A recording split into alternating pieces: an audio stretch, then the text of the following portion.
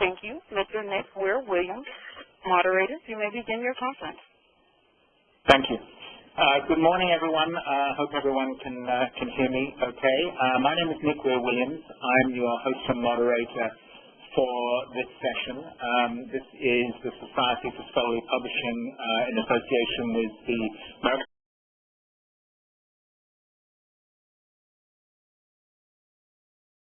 Association of University Presses, presenting International Market Updates webinar on the Middle East and Southeast Asia. We have, to start with, three presenters on the Middle East, and I'm going to introduce them one at a time. We have, I think, logistically, I think we're in good shape. We have presenters in 4 different countries on 3 different continents. So bear with us if there are any interruptions. But at this point, I think we're all doing well. Thank you all for joining. This webinar follows up on the international market updates that SSP did in Washington last year on Brazil and China. This year we decided, given that our presenters are from all in overseas countries, we decided to do this by webinar, so we're hoping that this works well. We'll be very interested in getting your feedback, and also I wanted to let you know that everyone has agreed to follow up with any questions you have after the seminar via the LinkedIn group, the Society for Scholarly Publishing LinkedIn group that I imagine many of you are already members of. There's a thread there for this webinar, and the presenters have all agreed to answer any questions, follow-up questions, and have discussions following on from this after that. And we'll also be uploading the slides onto that LinkedIn group. Okay, without further ado, I'd like to introduce our first presenter, Henk Compier. Joined Elsevier Science in 1985 and was sales development manager there. In 1990, he joined Adonis as marketing services manager, sales manager responsible for worldwide sales and marketing. Adonis was then sold to Elsevier Science, and Henk then, moving quickly through this, in November 2008, he joined Sweat as the Director of Gateway Sweat Sales Group for Publishers. Henk is now Sweat's Director of Commercial Development with a P&L responsibility for the Sweat office in Turkey and the Middle East. Henk has control of the webinar, and I'll ask him to start us off looking at SDM markets in the Middle East. Thank you, Nick. Thanks for the introduction. Glad that you could keep this long CVs concise. I hope everybody can hear me well, speaking from the Netherlands, where the weather is slightly better than in the eastern seaboard of the United States. I'm not trying to steal too much of the limelight of our 2 great presenters following my presentation, and there is unfortunately some overlap. What I'll be trying to do to this August audience is to look at market opportunities in the Middle East, and from my agent's representative perspective, acting on behalf of publishers. I've not created an agenda as such. I've prepared a presentation whereby I try to indicate the opportunities for exporting, discuss some of the idiosyncrasies of the market, and basically zoom in on a couple of countries where marketing and sales opportunities are. And I hope you can bear with me for about 20 minutes. The presentation is sort of scheduled for 20 minutes with a brief interlude for any questions that you may have, and then I will hand over to the next speaker.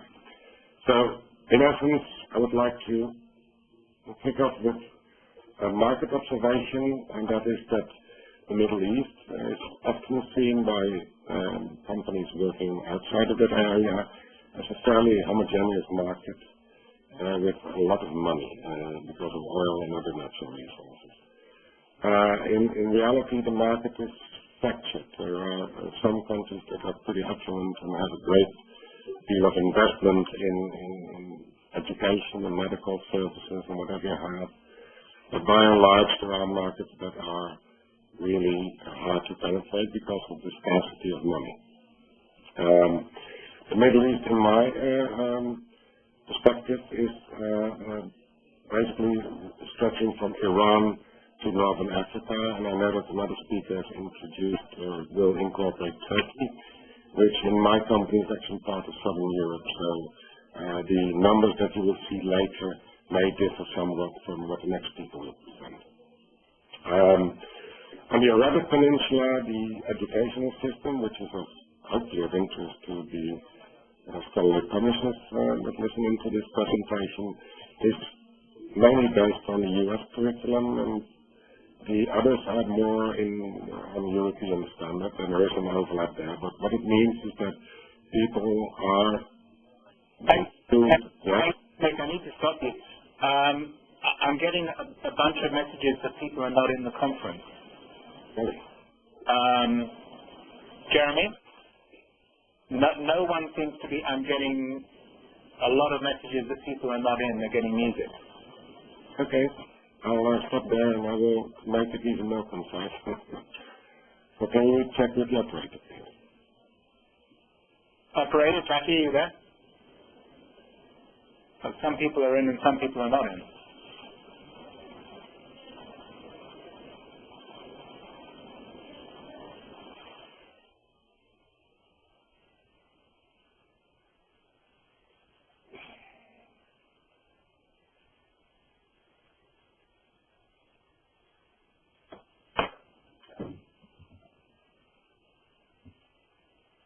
Okay.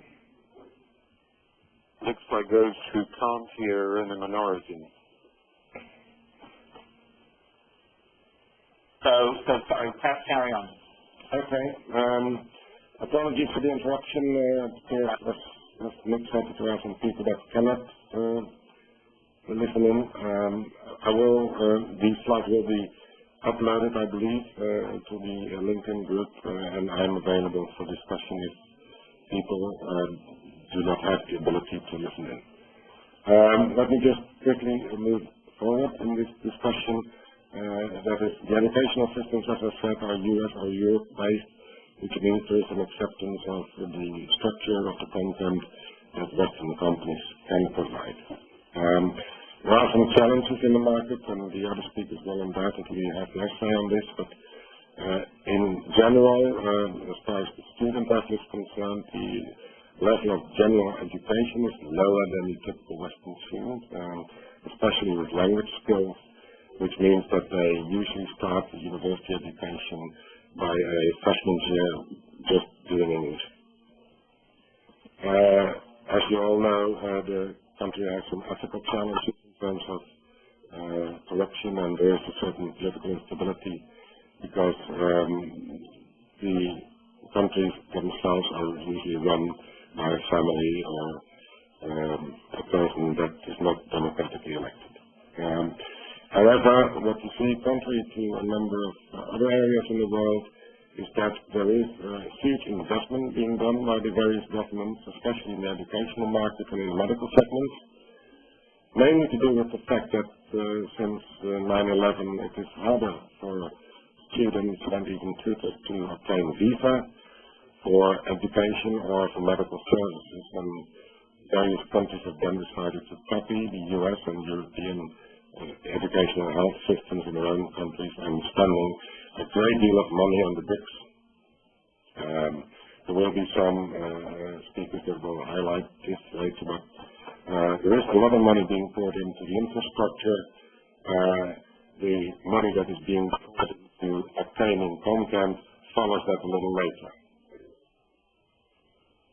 What I've tried to do, and I've basically looked at the composition of this august body of listeners, and it is strictly relate to scholarly material, content, and scholarly content disclosure tools. And on that basis, we at SWET done a lot of surveys. And in the own market, the market that I refer to, about 500 academic institutions and 260 governmental and other institutions fall within the scholarly and medical publication reach. The market size for Western content looks a bit odd there, $165 million, but that excludes the business that has already been taken by the big three, Elsevier, Wiley, Blackwell, and Thomson, who happen to have a great number of deals on the national or inter-university level there. So this is content purchase done by the others. What that pool of Elsevier, etc., you can probably derive yourself. We've also looked at the segments where scholarly publications can be sold to, and of course academic, the growth in academic institutions is obvious. In the medical arena areas, there is a lot of opportunity there, and in banking and petrochemical industry, there's some money available, even serious money available, to import Western content. If you look at the market is fairly fluctuating. As I said before, there are some extremely poor countries there where if you look at your sales figures, will not see a great number of sales, like Yemen and other areas. But there are certain growth areas whereby there's a lot of opportunity in terms of available budget and perceived growth. And those are Saudi Arabia, the Emirates, Qatar, and Kuwait, and there are, of course, others. But these have a certain mass that may make it attractive for you to invest into selling and marketing. The market in general, and that is my thing, and I have to throw it in, is generally agent-friendly. There's a lot of intermediary work, normally done by locals. As I said before, there's a lot of government money being poured into various infrastructures in academic and medical. That also means that the buying cycles are heavily influenced by the governments. Particularly procurement agencies are government-run, and they tend to do rather bureaucratic tendering processes, which means that if you want to obtain some of the central funding, the sales cycles tend to be fairly long. And it is therefore advised to weigh which tenders you would like to participate in. What we also see as an agent, and also from a customer perspective, is that some of the local players tend to add a lot of money to approach when you mark them up seriously, and as a result, both publishers and customers are not too happy about that practice. I have to say that this does not happen with all of them, but with a number of them. And the market is flexible, as I said before, and does in some cases. The business practices by those agents can be a bit obfuscated, but there are plenty of good examples that do not do that. But just to paint a picture of how the vendors operate in the area. There are also local players, so if you want to do business with one channel partner, that is not that easy to do, and therefore you have to look at, as a publishing house, to invest your marketing and sales time in more than one party. This is, again, this is in euros, sorry, I only had it available as a JIP when I was presenting this, preparing this presentation, apologies. So it's in euros, but you probably can do the conversion. And we've looked at the pure scholarly publication material that you can sell into these areas. So a government institute listed is a research institute, a corporate listed as fundamental or applied research. And it means that the market there looks a bit smaller than it actually is, but we've eliminated all the newspapers, databases, and other tools that are more general in nature. So if you look at the other content, you could add, say, probably double this, or even add 150% to the figure that we've derived from a lot of studies, and knowing most of the large library budgets. If you want to see this later, because it may be interesting, it will be uploaded.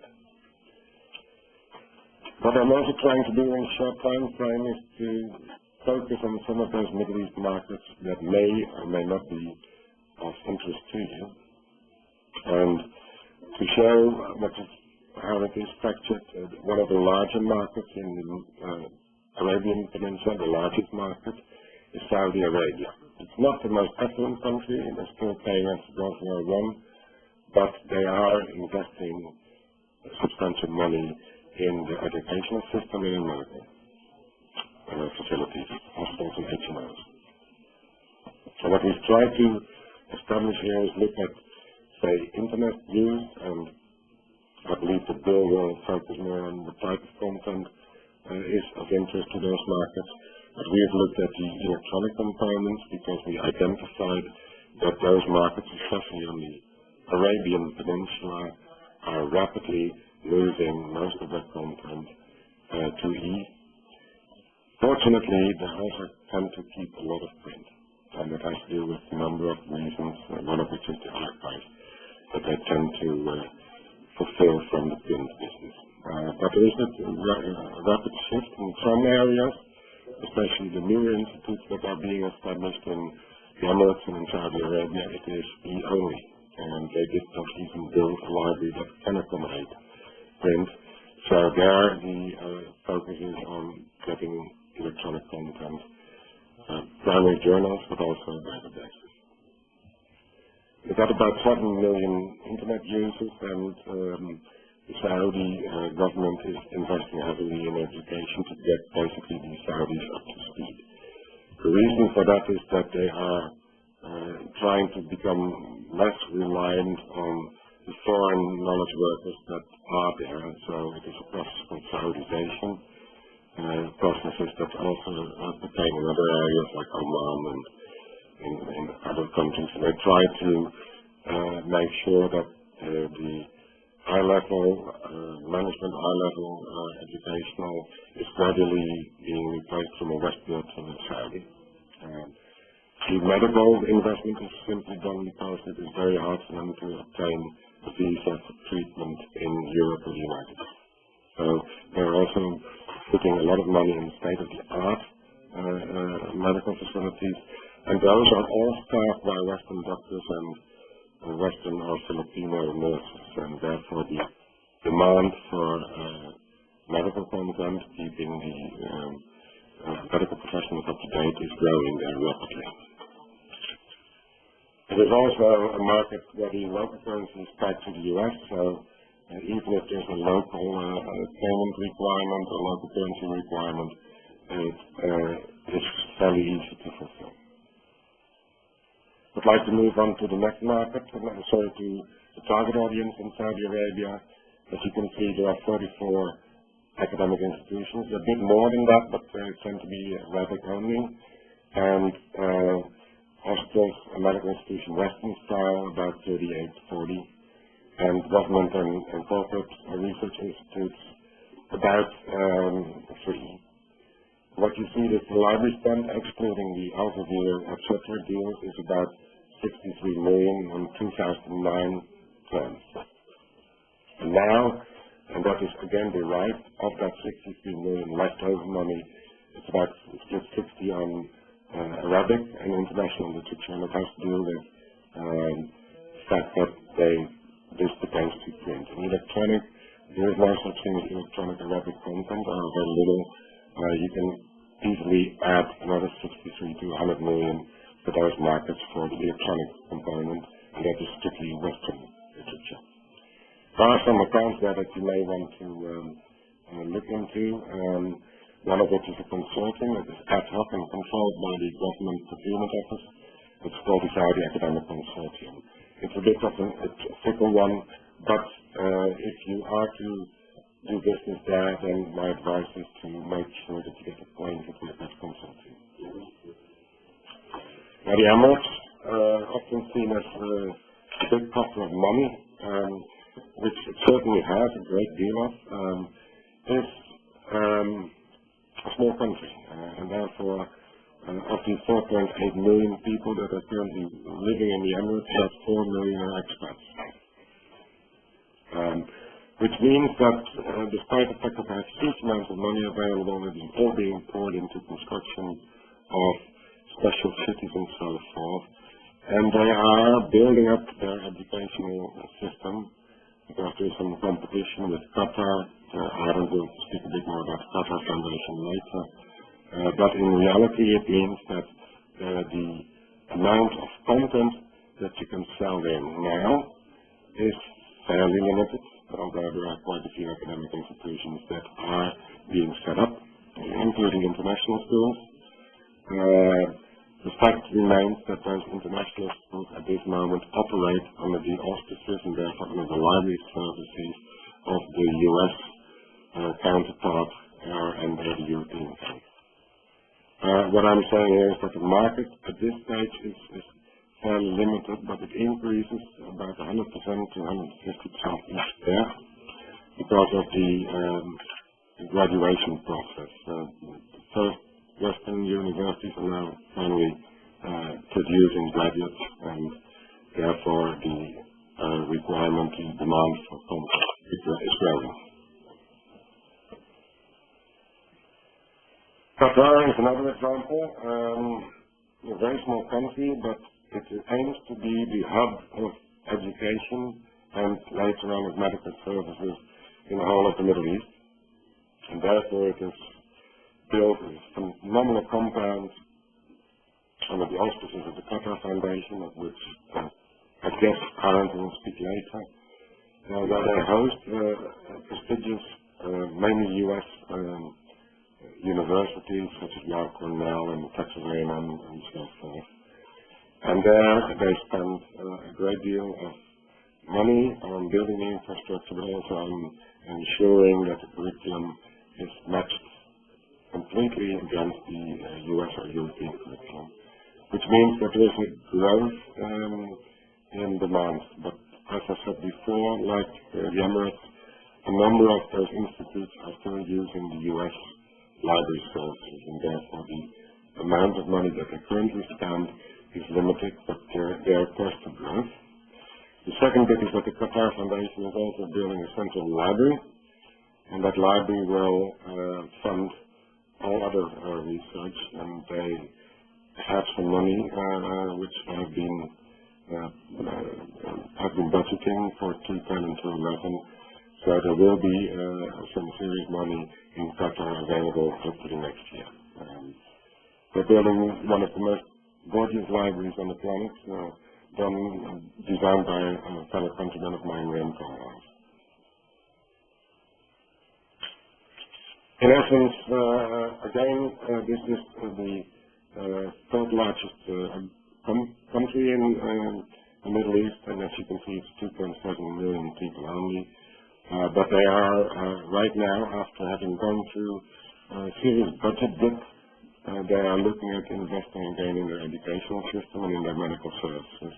And this is a country that is extremely leaning towards US content, that has almost replaced the other content that they purchased. What you see is that e-journals are fully accepted now. E-books are becoming accepted, getting more accepted. The library spend outside of Elsevier is about 6.5 to 8 million. It's hard to quantify. But the decision making there follows a long sales cycle. So in a country like Kuwait, you have to give some, you basically have to bring some patience. Iran is potentially the largest market for you. There are fairly sizable deals with Wilder Blackwell and Elsevier and others. It is also a market that is extremely fickle. There it is advised to use a local agent because doing it on your own is almost impossible. The situation doesn't afford a long sales cycle. In reality, it is a long sales cycle. And each time there's an election, the spokespeople change and the contract is voided. So there is a huge amount of money being poured in it, very hard to quantify, but they always seem to have enough money to purchase premium content, usually at the last instance. And my advice is not to let this country lie about, but really seriously look into how you can get some deals there, because in reality this country can generate more than the whole of the Middle East combined. Again, it is not the easiest ones to deal with, and you have to think long term here.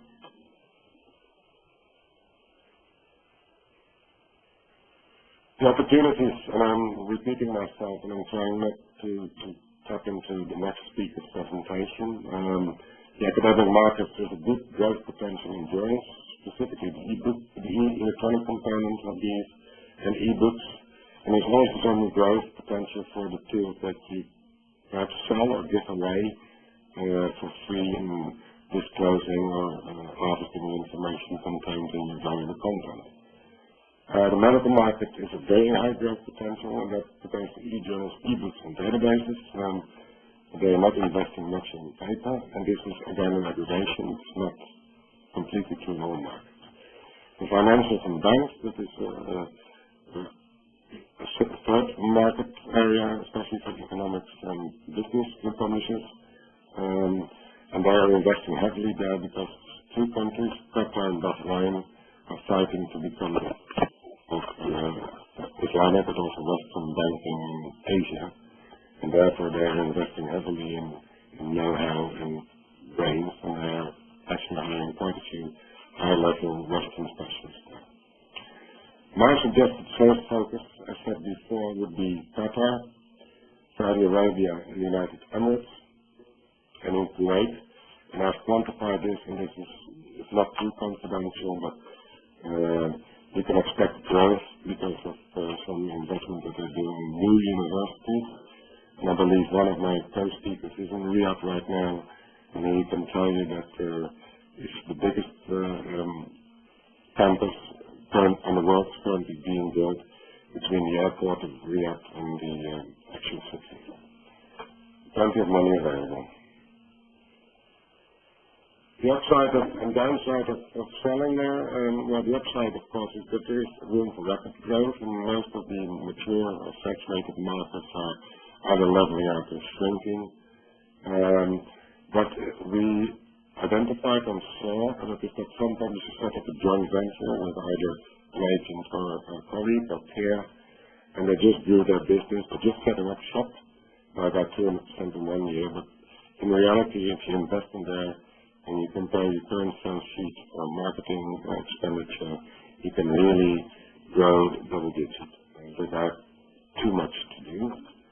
It is also relatively inexpensive to set up shop if you're entertaining that idea, but I have to warn you about the Emirates. Dubai is not cheap. I mean, like India, it is cheap in certain areas, but you don't want to set up shop in Mumbai because you pay more than Tokyo or New York, and this applies to Dubai as well. It is also hard to obtain appropriate sales and marketing staff there, and it's usually expat done, which may add to your overall cost model. Again, this is if you have the plans to set up shop there. It is still an agent-friendly market, where if you want to look into partnering with special agents, that will help you grow your business, but you will have to invest time in building that channel. The downside of doing business there, of course, is the volatility of the region.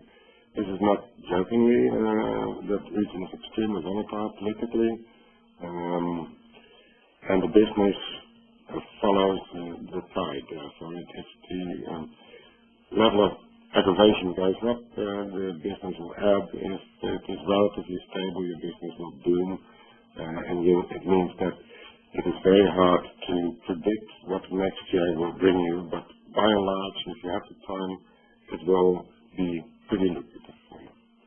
Business ethics is something that you have to deal with, and that's why we would advise you to take that into your consideration. You have to be aware that some of the sales cycles are extremely long, especially in the academic community, because their purchase moments are usually annually for e-books and others. Of course, there are multiple purchasing moments in life. You have to be aware that procurement, not the library, it has the final say and also set the conditions, and they tend to be rather bureaucratic and obscure sometimes, so you have to bear that in mind when you either set up shop, run it from the US, or work with a local partner. If you set up your own office, I'm trying to teach 20% hacks, but you need to micromanage this, especially in the setup phase. And this time investment and that there is plenty of money available. There are, like any market, more than one vendor present there, and that means that the pricing and margin discussion and issue also exist there. But the margins are generally much higher than they are in mature markets. Finally, in summary, it is not one big market. Be aware of that. It is relatively small, but it's pretty damn lucrative if you do it well, and there is really a substantial future going in it. So, allowed 3 years running export plans. It is suggested by me that there are others that may be different to focus your sales and market efforts on the countries mentioned, and that is simply because that is where the lowest hanging fruit is. But you have to manage your risks in terms of political volatility and the correction that you inevitably meet in the region. And as a parting shot, you might want to consider using an international agent to extend your reach. Thank you very much. I hope I have left 5 minutes because of the interruption. If there are any questions, I can answer them now. Hank, I think what we'll do is I think we still take questions after the Middle East section is finished. Okay. And attendees, you can use that.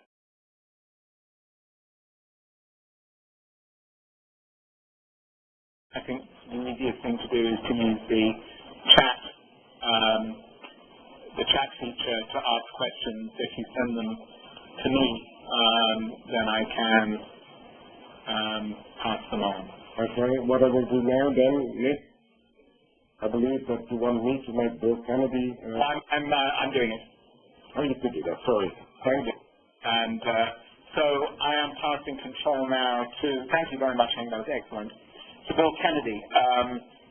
Bill is director and co-founder of Avicenna Partnership, which provides marketing, promotion and sales solutions through exclusive representation agreements with academic, professional and reference publishers seeking to develop sustainable sales growth for their print and e-products in the Middle East and North Africa and Cyprus, Greece, Iran, Malta and Turkey. Bill has worked in the publishing, bookselling and library supply industries in various capacities for 35 years.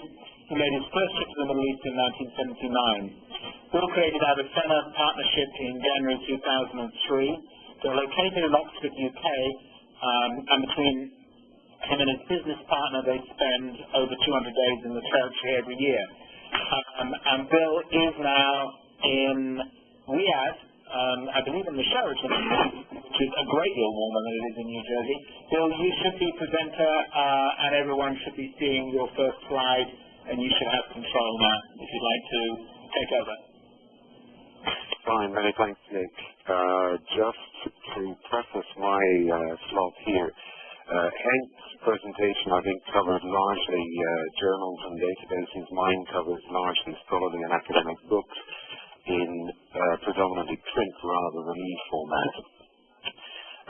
But just getting into the presentation, it's perhaps not surprising that perspectives in the Middle East markets for books can often be influenced, governed or prejudiced by wide media coverage of the hotspots, and that's seldom terribly good news.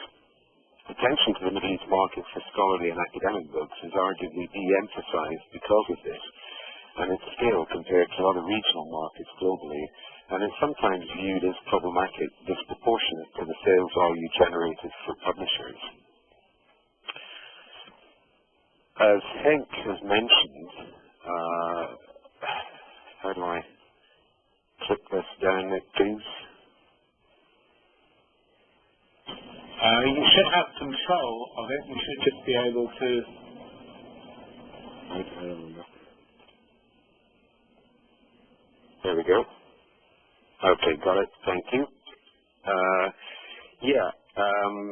In reality, and as Henk referred, the Middle East market is viewed as one market, but it has many features within its components that are very different one to the other.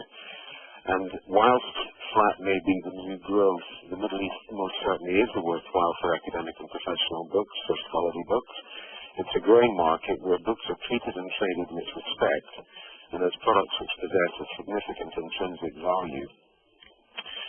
And whilst the Middle East market is widely perceived as one market, the market characteristics of the 20-plus countries which it comprises are pretty diverse, and as diverse as any geographical area on the planet. There are populous but comparatively poor countries and wealthy countries with comparatively low population. At one end of the spectrum, you've got Egypt, which is a population country but comparatively poor. Per capita income of about $1,500, $1,600 a year, and the population reportedly somewhere between 85 and 103 million. Saudi Arabia, United Arab Emirates, and other Gulf Cooperation Council states, the ones that Henk was focusing on, are comparatively cash-rich but relatively population-poor. So cash-rich, population-poor on one hand, population-rich and cash-poor on the other end of the scale. Bounded by these extremes, there are countries like Jordan, Lebanon, Libya, Syria, and others, each possessing characteristic differences. All of them, no matter where they are on this spectrum, actually value books. Iran, to which Henk referred, also presents challenges of its own because of international embargoes on local resellers trading with the West. Banking arrangements are uniquely challenging there also.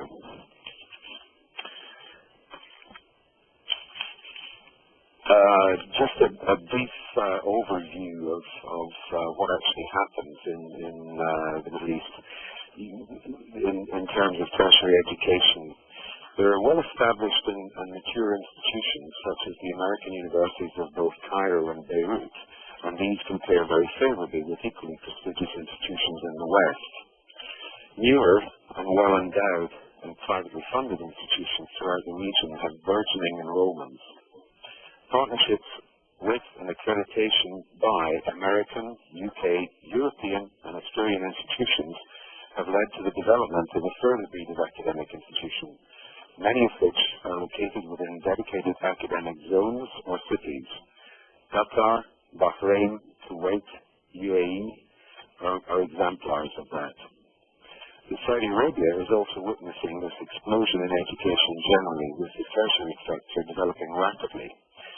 Within Saudi Arabia, I'd just like to cite two examples, one of which Henk referred to earlier. On the road on the way in from the airport, the building site that one sees on the right-hand side of the road, stretching for many, many kilometers, is the new Princess Noor University for Women, which will ultimately host 30,000 students. And to give one a scale of an idea of the scale of this project, at one end, where the airport end of the campus is where the residences are, and there are two maglev railways being built to convey the students from the accommodation units to the educational units, and these railroads alone must measure about 3 kilometers in length. The other exemplar that I wanted to highlight is the King Abdullah University of Science and Technologies, which is funded out with the Ministry of Higher Education, and it's a campus catering for master's and PhD students imported a lot from China, but from many other countries overseas, and also stellar students from Saudi Arabia. Very, very well funded because it's funded privately by King Abdullah himself. The GCC states, the libraries within the GCC states are fairly well funded for book purchases. Without their funding for staff is tight, their acquisition spends tend to drift towards international jobbers which can provide shelf-ready services. And the reason I'm mentioning that is that the sales numbers are therefore not recorded as regional sales. As a book sales agent, dependent on achieving sales billed to the territory, this is, I accept it as simply a feature of the business, but it's not one that pleases me terribly much. Three other features common to all countries which the Middle East comprises, and of special interest to the publishing companies from the USA selling product to the market, are the dominance of English as the second language to learn and use. Another feature is that education is now and is likely to remain a priority, and one factor to bear in mind is that price sensitivity, most especially on textbooks, is certainly an issue. Now, the numbers that I've given to you here, I'm issuing with a little bit of a health warning because I do find the numbers rather difficult to pull together from the sources that are official, both UK and USA. These are the sales numbers for academic and professional books only, and the values are converted, but at rates which were current, I think, a couple of months back. Just to walk through, out of the UK, around $185 million worth of books in 2009, which represented 7.12% of the total. The other figures you can work out based on that principle. Both sets of numbers for both 2008 and 2009 show growth, where in the more mature developed markets, perhaps the sales pattern has been a bit flatter than this. The significant variance between export sales to the Middle East from the UK and then from the USA is accounted for, at least in part, by the regional distribution arrangements determined by the UK's comparative proximity to the market. Third-party distributors, transatlantic publishers such as McGraw-Hill, Wiley UK, Cengage, NBN. Another factor that has to be borne in mind is that there are certain cultural, social, and religious sensitivities which have to be borne in mind when selling to the market or publishing for the market. And arguably those are a little more intense in the Middle East than they are in many other markets. Sales prospects abound for publishers of text, academic, professional, scholarly, and reference books, but so does the need to be acutely aware of certain intrinsic and in some cases systemic problems. A major factor in the academic textbook sector is largely caused by price sensitivity, is that students will willingly and knowingly photocopy books well beyond the fair dealing allowed under international copyright legislation. This also gives rise to piracy locally and parallel importing of academic textbooks from Asia, especially in the higher number adoptions. And it's naive to assume that piracy is entirely due to students' inability to afford their textbooks, because this is matched and exceeded by companies and individuals with their own purely commercial objectives, essentially breaking international copyright law. Many of the institutional and academic libraries spend their budgets with academic and UK jobbers, so sales to these libraries will not show on these regional sales analyses. Another mechanism for exploring the Middle East market are through the regional book fairs, which greatly facilitate bilateral trade and publishing. Abu Dhabi's book fair involves lights as well as sales, but most of the other regional book fairs, Cairo, Damascus, Amman, and many of the GCC states, they're pretty largely selling events.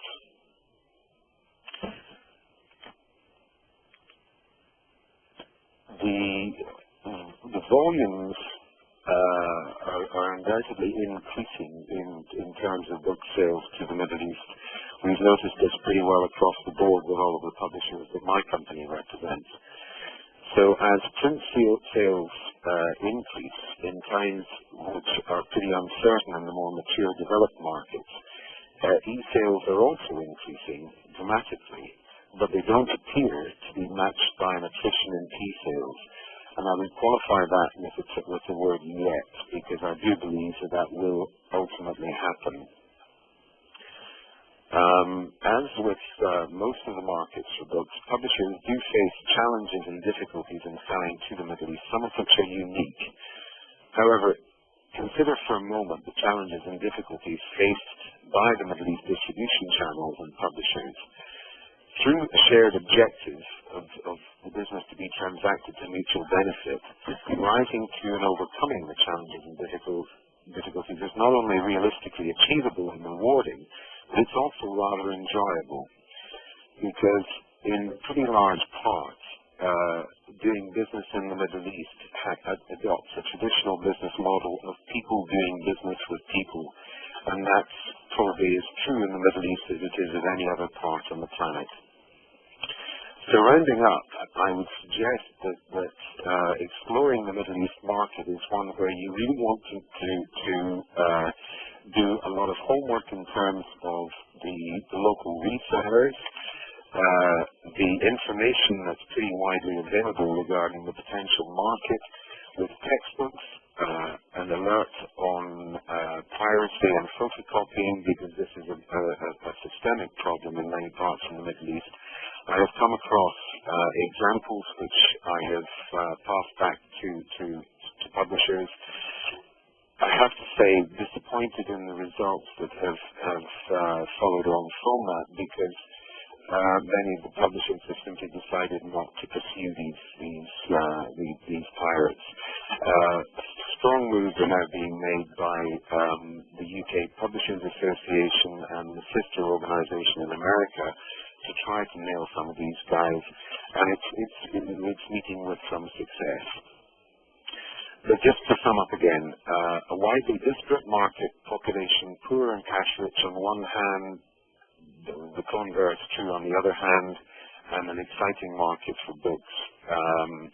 Here in Riyadh, where I am at the moment, much of the educational development is going ahead at a pace which I don't think the world has seen before. New universities, private universities, huge levels of investment in an electronic infrastructure. I'm only involved in e-books rather than e-journals, but there's been some considerable success achieved here with that. If I may, Nick, I'll hand back to you now, and you can introduce your next speaker. Okay, excellent. Thank you, Bill. We now have a publisher's perspective, and that is going to come to us from Aaron Kuster, who is going to tell us the connection between scholarly publishing and Buzz Aldrin, among other things. Yeah, I didn't believe it either, but nonetheless, he is. Aaron is the managing director of the Bloomsbury.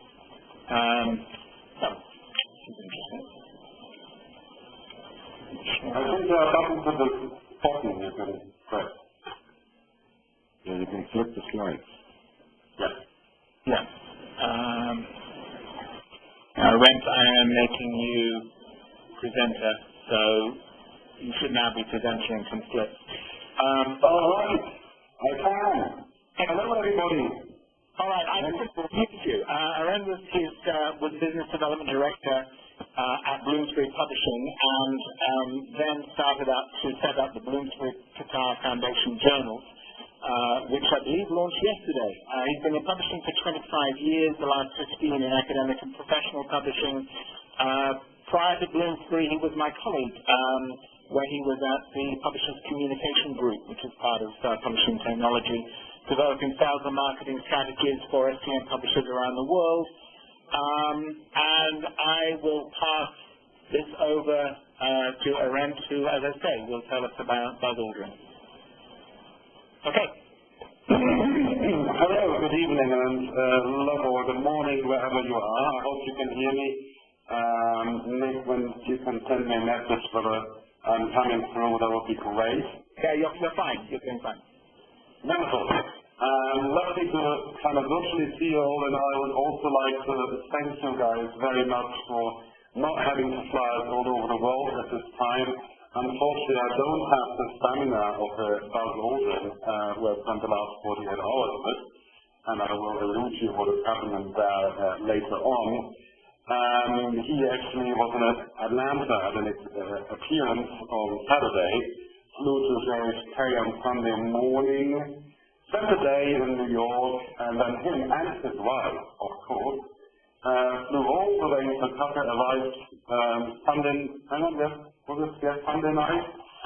Monday, yesterday, he did his appearance, and today he's in Paris. This guy is 80. So that's truly inspirational. Because we are very busy with our launch, I have slides which have got literally no text on it, but pictures, and I'm just going to try and tell you a little bit more about what it's like to be living over here and setting up shop over here. And I've been living here now since April. My family joined me in September, and of course the first thing they noticed was the heat, so that's why I kind of made this first slide a bit yellow, because even in September it can be 45 degrees out here. But then at the end of mid-September you start thinking, oh, you can actually walk around again and do things again. But then you go back in your car and you notice that it's still 35 degrees. So you get used to it, and we had a horrible 30-degree temperature drop, which brought us down to 20 degrees and a slight sandstorm outside. So I live here. I've got a residential permit and I've got a liquor license. Okay, now how does it work for the next slide? The first is always the hardest one. Oh, I've got to flip all of them. So I thought I'd start with a picture of the world, just to kind of roughly tell you where we are and give you some data about Qatar. And I guess after you listen to Hank, you all want to come out here and visit me, so that will be fun. This is some data I pulled off the CIA about a couple of years ago. It all changes here quite a lot.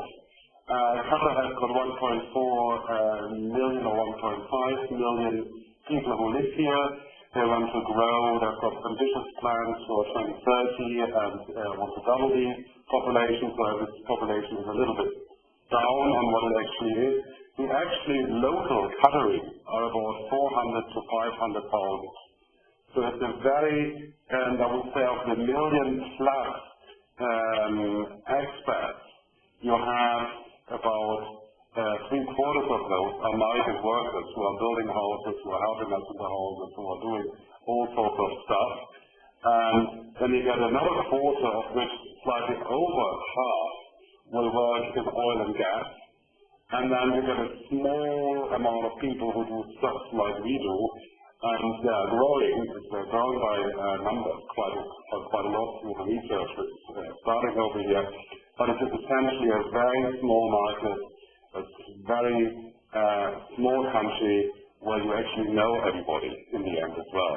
Yesterday, Qatar passed a major milestone. They are now the world #1 gas producer in the world. They are now pumping out 77 million tons per annum of liquefied natural gas, and celebrated that with a spectacular show yesterday. Unfortunately, it even eclipsed Buzz Aldrin. So just to kind of illustrate what is going on over here, we can actually skip that slide quite easily, and I'm just going to flip to the next one. This is a picture of Qatar in 1983, and maybe some of you have seen that before, but I do like using that picture. And the pyramid you can see kind of in the golden, in the perfect triangle there, is the Sheraton Hotel, which we used yesterday as the venue for the concert. So that's still there, which is nice. And what's the next one? This is what Qatar looks like in October 2010. It still has changed. It's still changing by the minute. And again, you can probably just about, unfortunately I can't use the mouse and the pointer. If you look sort of in the middle, you can see the Sheraton Hotel there. All these buildings came up in the last years, and they are still going up. And in front you have got the beautiful Museum of Islamic Art, and actually the Qatar Museum Authority is opening the Museum of Modern Adult Art tonight, and has got plans for a further 7 museums, and actually they are building them. I've been to the site. So what you get with that, you get an amazing greenfield situation, where they try to hire the best to grow the country. We are dealing with Qatarization as well, which means that a lot of the workforce should eventually be Qatari as well, or we are here to also to provide jobs. for the cutteries, and who are actually, most of them are pretty great to work with and were very, very welcoming. Things change a lot, but they get the best people from all sides of the world in and think about new building materials, new solar power stadiums, which we're going to get into in about a minute. Think about best practices in the world, but without having to undo anything which has been done in the past. And that is actually quite an exciting place to be. Yes, the World Cup has got to come up. There we are. Amazingly, Qatar Foundation is now also the third sponsor of FC Barcelona, which is interesting. So the World Cup was announced. It will be pretty amazing. This place is going to go pretty crazy over the next 12 years in terms of building. We don't have any public transport here. There are some buses. You have to get a taxi if you want to go anywhere, or better a driver. But the traffic is horrendous, more on that later as well. And they're all building these brand new stadia. They're supposed to be air conditioned, and they're developing the technology about it. So the thing you get quite a lot in the Middle East is also that people talk about something which they might want to do, and then it takes a little while until they're actually doing it.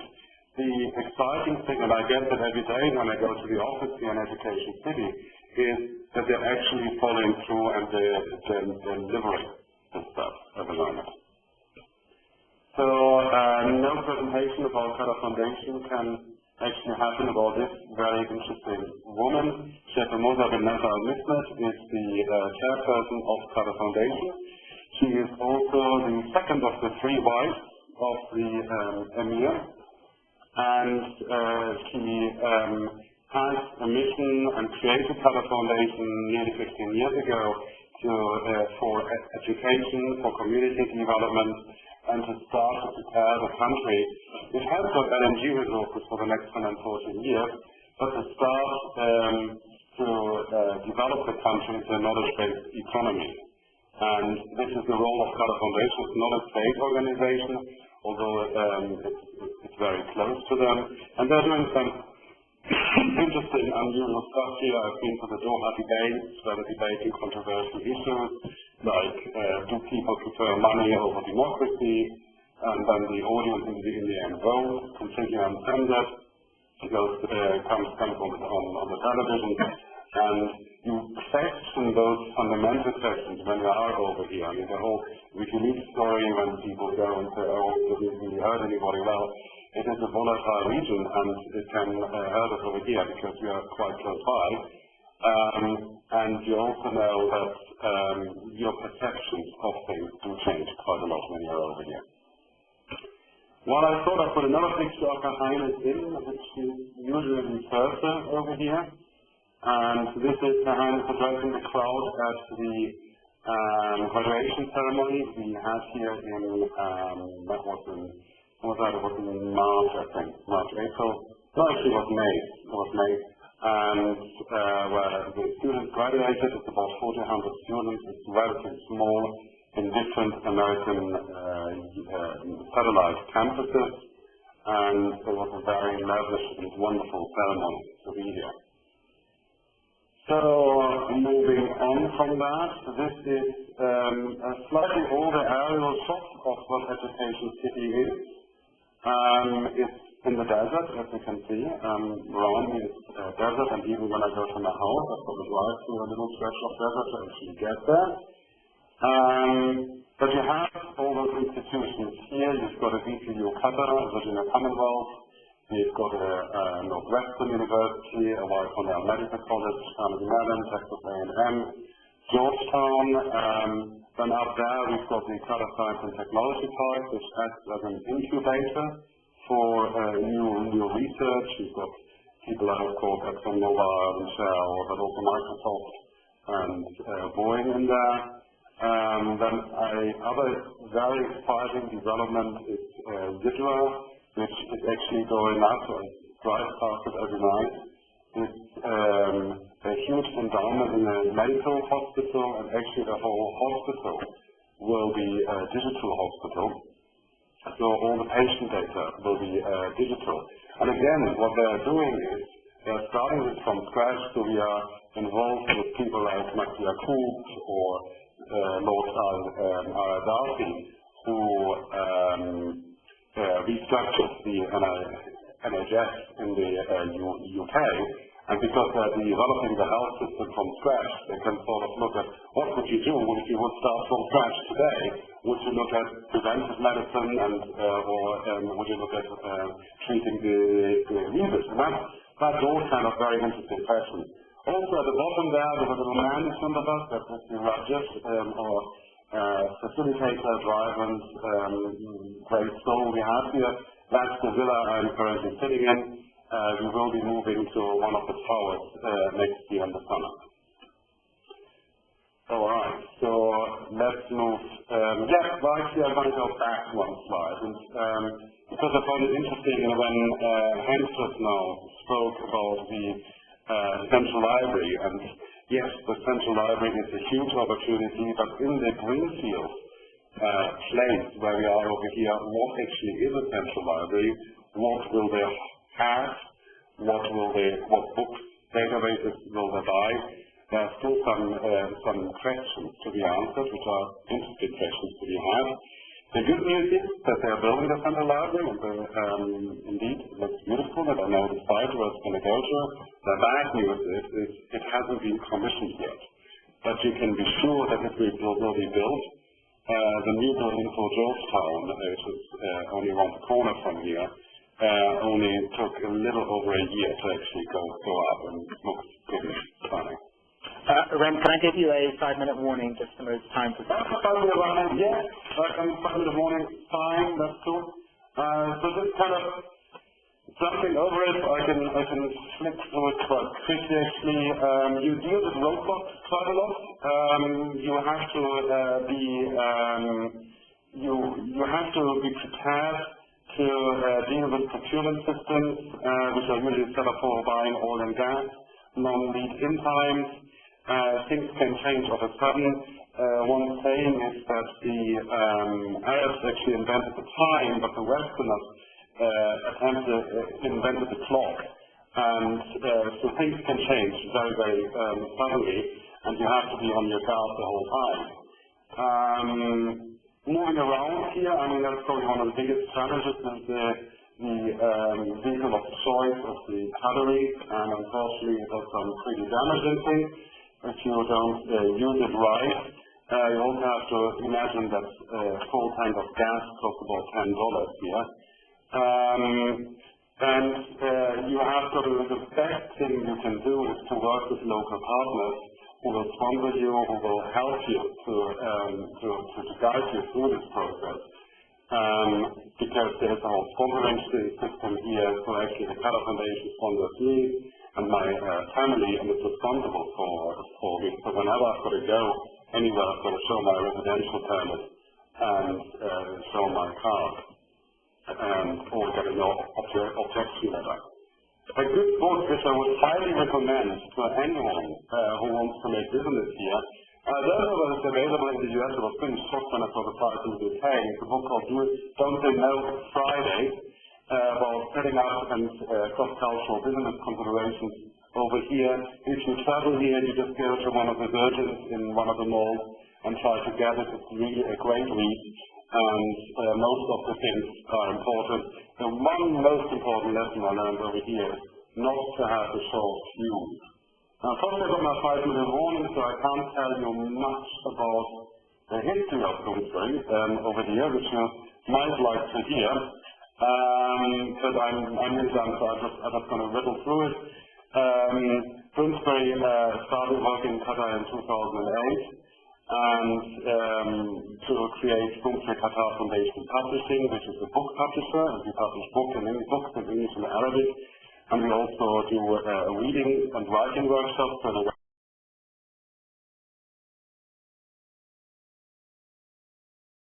We are creating our own market.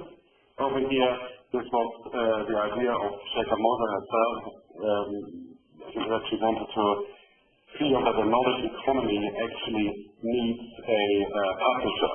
And we developed a journal publisher here in 2009. There was a business plan for it, and it was founded on the 29th of December. And actually, we went online yesterday.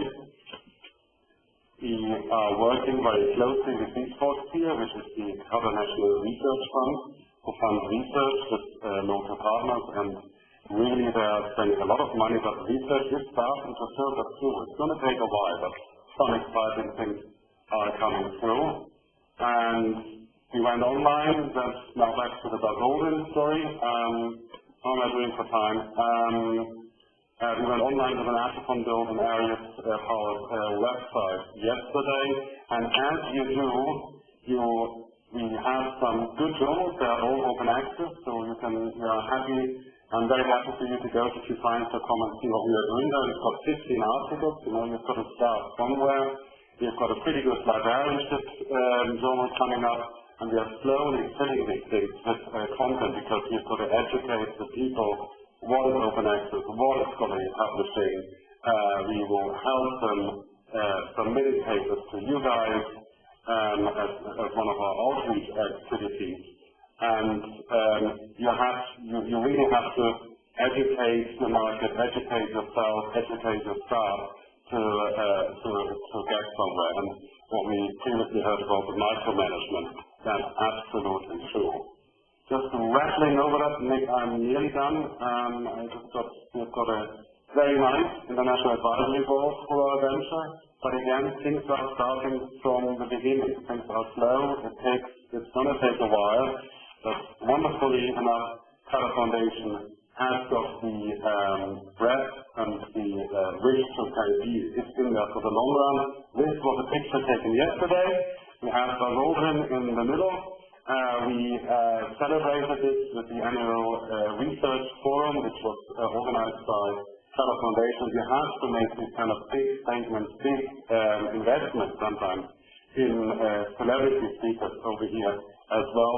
We chose Golden because he is an icon of scientific and research, because scientific research can get you to the moon, and publishing is an integral part of it. And hence, Golden was the wonderful speaker yesterday. Here I'm still in orbit. And there we are at the end, and that's my end slide, open for questions. Dr. Laren, yesterday, about lunchtime, in the Sheraton Hotel. Thank you very much. Thank you so much. We're about to pass over to Southeast Asia. I have one question so far, and I'm wondering if anyone can answer this. Can any of the participants speak to the issue of U.S. publishers doing business or selling content in Iran? My understanding is that U.S. companies can't presently do business in Iran. Can any of you speak to that? I wouldn't mind. If you are a publisher, the free exchange of information is embedded in the UN sanctions, which means that as a publisher you can freely sell, with difficulty that's for sure, in Iran. It is harder to find international agents who are not exempted from that. But U.S. publishers, unless they publish content that is deemed by the U.S. government to be on the PROCON list, which is very few of you that have that sort of content, you can indeed sell your content in Iran. Okay, thank you. Thank you to all three of you, and for the rest of the webinar we're going to look at Southeast Asia. And John Ben-Devet is going to cover that. John is one of Asia's foremost experts on scholarly communication, information management, and digital publishing. He set up regional offices for EBSCO in Asia Pacific. In 2008, he founded Devet Publishing Solutions with the goal to improve the quality of scholarly communication in academia by breaking down bottlenecks. They work with universities, learned societies, and publishers to better manage their information resources. John has lived in Asia for 30 years and is fluent in Chinese, Mandarin, and English. And he is speaking to us from his home in Penang, where I believe it's somewhere in the middle of the night, and also warmer than in New Jersey, which isn't difficult. I am going to post the link to the LinkedIn website for SSP while John is talking. And as I say, everyone is willing to answer further questions from there. But John, you have the stage and you have control, and everyone should be seeing your presentation. So I will pass over to you. I know we're running short of time, and some of you will be dropping off. So I wanted to thank you all for being part of this. Feel free to ask questions on the chat line for John as we go through. Okay, John, over to you. Very good. Thank you. And just for the people that do hold on to the last couple of slides, in addition to what I have written on my slides, I will be giving some off-the-cuff recommendations, ideas for selling and marketing in Southeast Asia. So there will be some stuff that I'll say at the end, which are not actually written on my slides right now. Quick map here, just to show you the region. It says 12 countries. Actually, it's less than that, but some people include Papua New Guinea to the right. Some people include Timor as part of Indonesia or as a separate country. In the upper right corner of the slide, you'll see here that the combined GDP for the region is $1.5 trillion US dollars. Roughly 10% of the U.S., roughly 1/3 of the size of the Japanese or China economic annual output. This slide isn't showing. That's a shame. Anyway, there was a lot. I'm glad I entered these numbers. There was a lot of statistics on this. This slide was briefly to give you the highlights of what you can't see here. This chart did show that on the far left, 9 million, these are the expected annual spend on academic information for the larger countries in Southeast Asia in the year 2015. So I'm looking at 5 years out. 9 million is what I expect to be the annual outlay for academic information, including books, journals, databases, e-books, e-journals, and including all major publishers and Elsevier. Currently, Indonesia is at about 7.5%, and 7.5 million. I expect it to go to 9 million.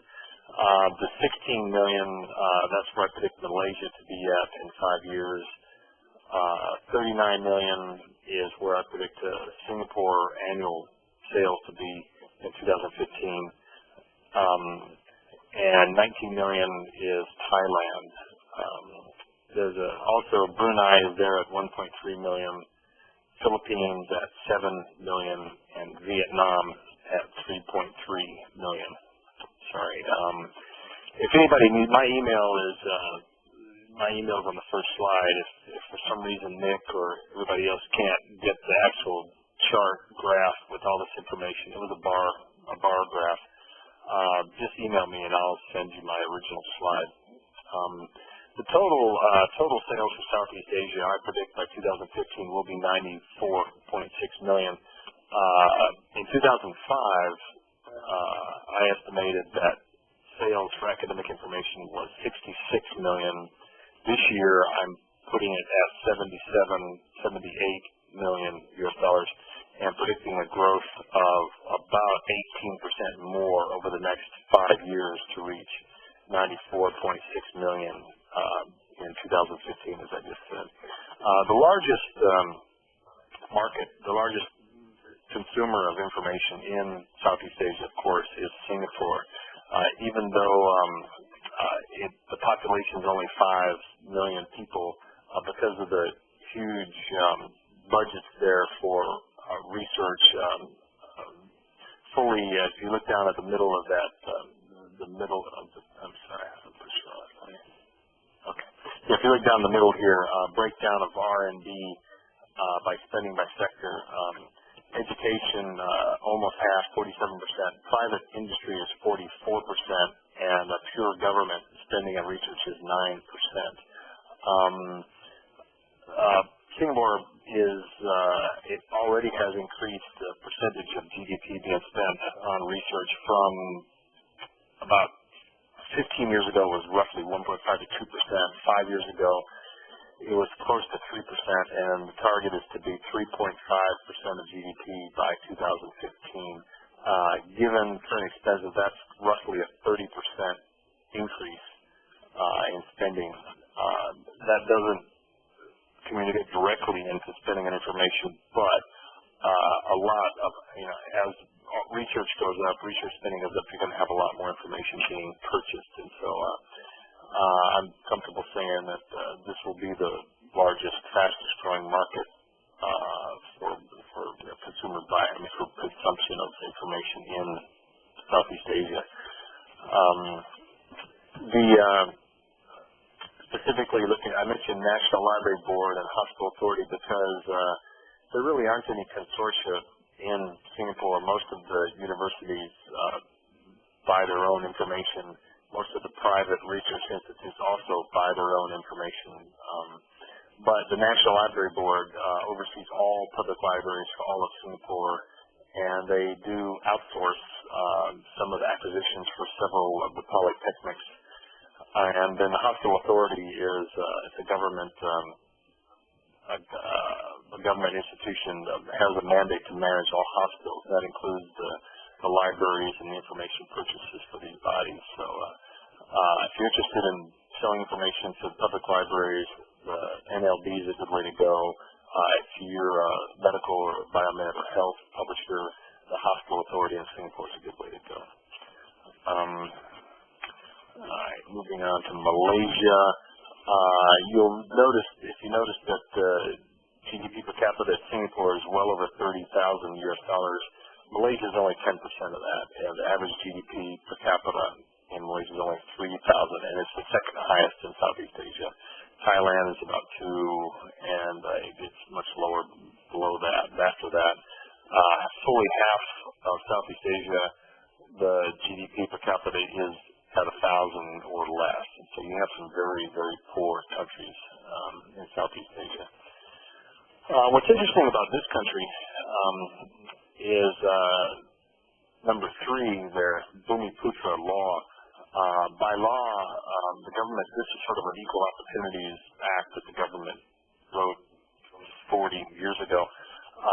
Bumiputra really means people of the land, and it's for the local Malay population, so it's prejudiced against the Chinese, against the Indians, and it just means that any company which is owned by Malays, which they call the Bumiputra, has special privileges.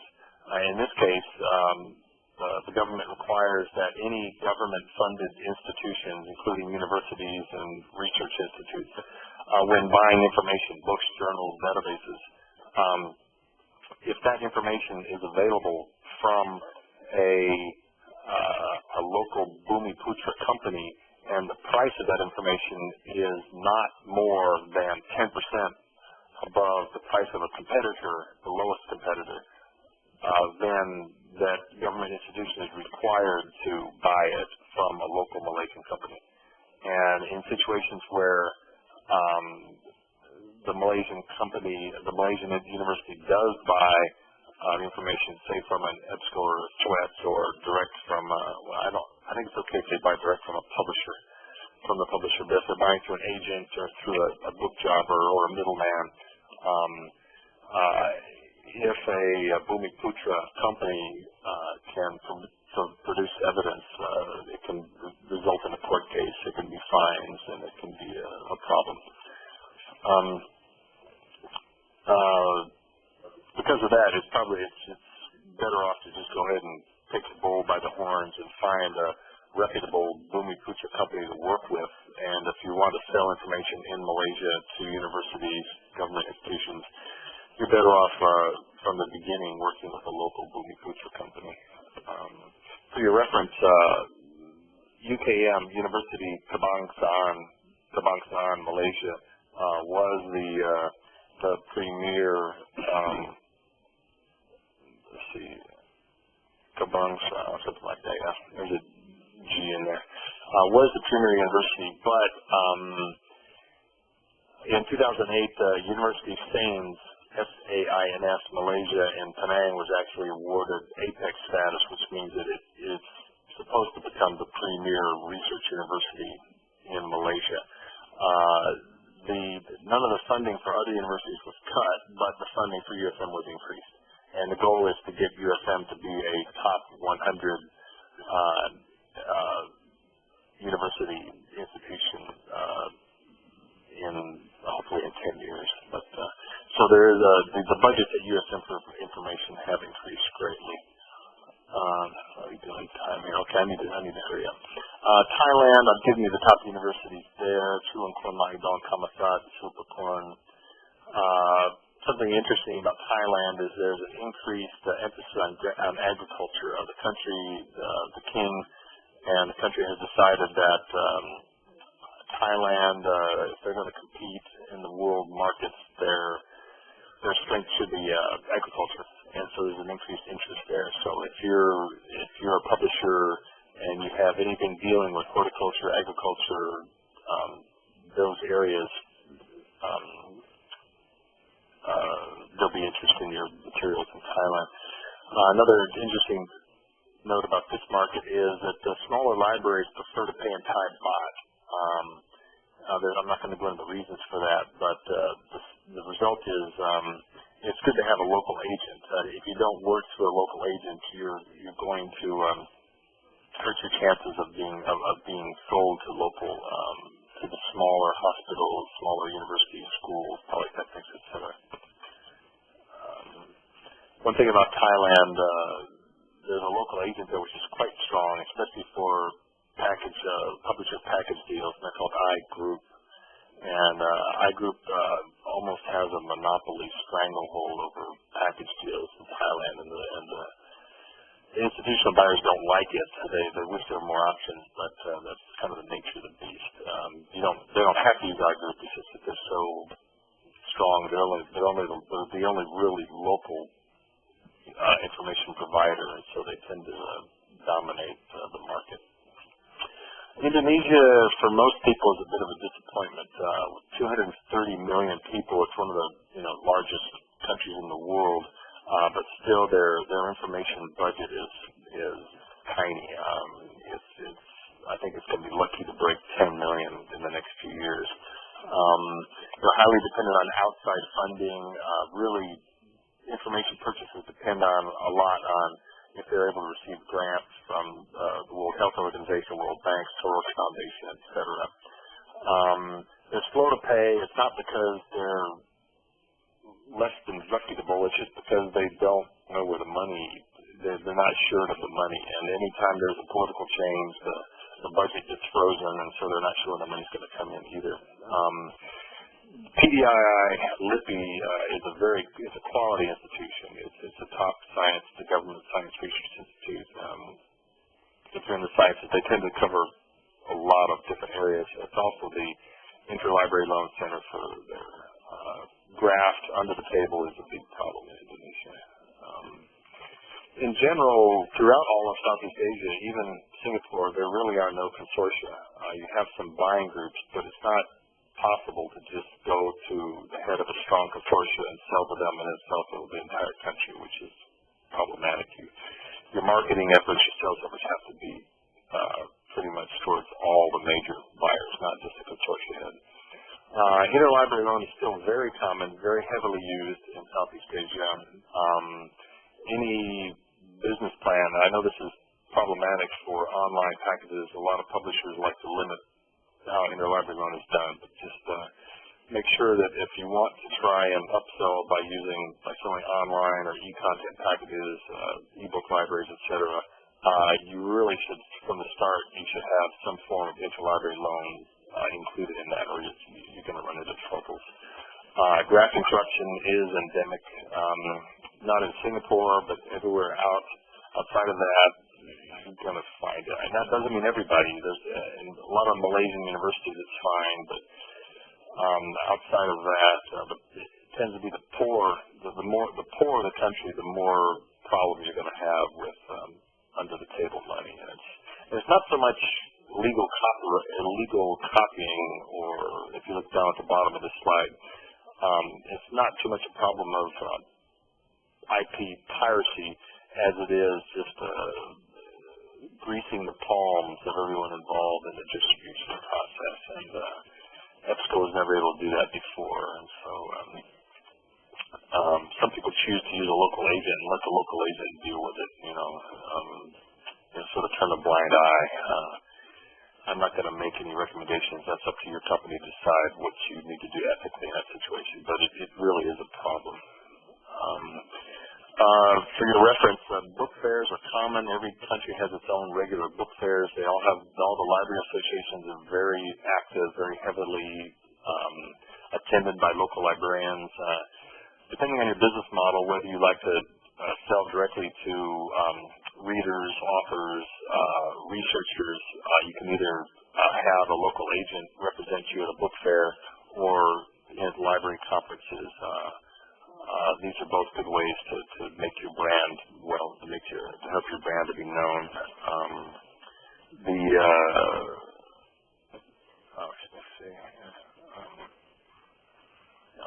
I'll go ahead and skip to the next slide. Running out of time here. Can I go another 5 minutes, Nick, or should I wrap it up? John, you're okay to keep going. Because we had delays earlier, so we can keep running. The 5 minutes is fine. Okay. One of my recommendations is that in Southeast Asia, especially outside Singapore, training is badly needed. And I know training can be many things, and frankly, that's what I mean. Many different types of training are necessary. Author training, how to improve the quality of the papers, how to be published. More fundamental scientific training, research training, how to do better research, how to be part of the research process, making Southeast Asian scientific research as part of the research team, part of the publication team, part of your maybe not part of the review team, but just how to be more scientific. Also training in information management, information professionals. A lot of universities have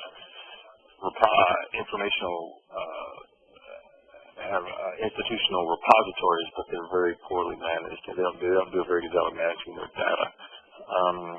So if you're as a publisher or as a organization, if you're able to come in and do these type of training programs, the branding, the advertising that you get out of that would be huge. It would really be a tremendous job for the brand of your company. One thing I've noticed in general, I think this is a trend globally, is that in poor countries, the growth of smartphones is huge, and although this is true in Japan too, for that matter, you see the largest growth in internet use actually being through smartphones. People still have computers. You still do see growth of computers, but actually, a lot of people in China and in the developing countries, it's actually easier to contact people via their smartphone than it is via email. So, if your product, if your information product, if you're able to deliver it in a format that's smartphone friendly, or especially your marketing or your communication product, the networking product, or the feedback apparatus that you're selling, if you're able to benefit from the growth of smartphones, that'll really help you, and that'll really set your company apart. In summary, the largest growth markets in Southeast Asia are Singapore and Malaysia.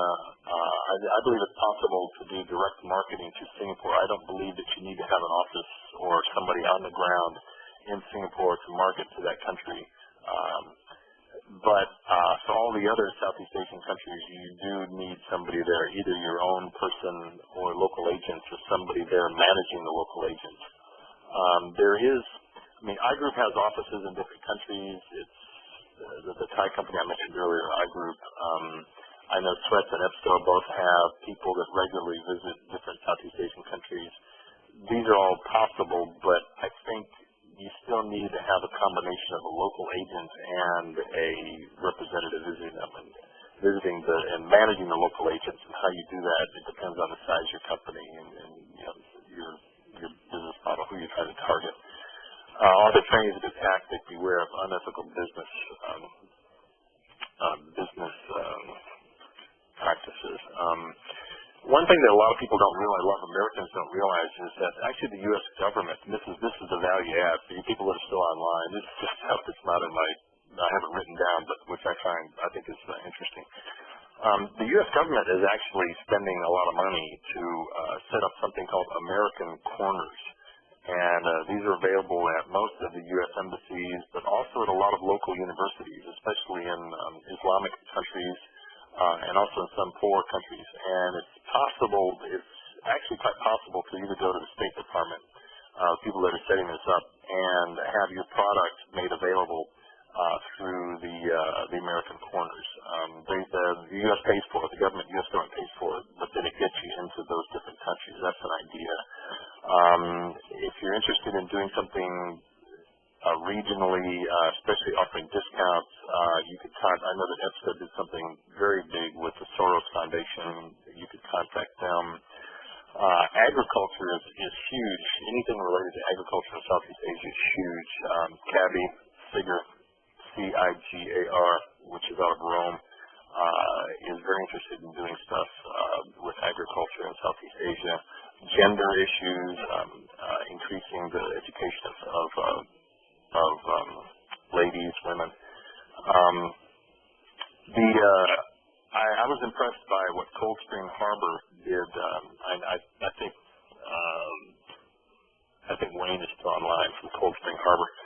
They actually created a joint research laboratory in Suzhou, China, which is supposed to help with biomed and health research in that part of China. If someone was able to create some type of a local joint research institute in Southeast Asia, maybe dealing with malaria or maybe dealing with agricultural research, things like that, that would be a huge thing. That would really help us. And because some of these countries are not expensive to live in, it may not cost that much to set up. You get a lot of bang for your buck is my point. Okay, I already mentioned smartphones. It's possible because when I lived in Taiwan, and I'll finish on this. When I lived in Taiwan back in the 1980s, the libraries there were librarians and authors in Taiwan believed, Korea too, this is true also of Korea. In the 1980s, they believed that information management, publishing, etc., was at least 20 years behind the West, behind what was the common practices in the United States and in Europe. But because of technology, because of internet access, they were able to leapfrog and they didn't have to buy a lot of print. And because of e-books and e-journals and large databases, they were able to jump up and actually provide good quality information, databases, digital libraries, et cetera, for the users, and do that really quickly. So the quality of information you find in developed Asian libraries now is actually not far behind their Western counterparts. I think there's a possibility with new technology, especially with handheld and with the cheaper, with cloud computing, and where it's possible now to have research and databases where you don't need a lot of local infrastructure as far as fast internet connection and large local hosting, large local servers to actually be part of online science and be part of global research and to be part of crowdsourcing and a lot of the most recent trends that you see in scholarly communication and publishing. So I think there is a possibility to create these new models, these new communication models, new scholarly publishing tools, communication tools with Southeast Asian countries using smartphones, cloud publishing, these type of new technologies that actually fit well with the infrastructure of the country, what they have, and so they're not going to have to make these huge investments in infrastructure, but still it can be part of the global scientific research community. So I'll conclude my talk with that. If there's any questions, I'll be here for a little while. Okay, thank you so much, John, and thank you to all our presenters. I don't have any questions that have come through on the chat line, but I believe the operator can open up for general Q&A. Operator, are you there? At this time, I would like to remind everyone, in order to ask a question, please press star, then the number 1 on your telephone keypad. We'll pause for just a moment to compile the Q&A roster.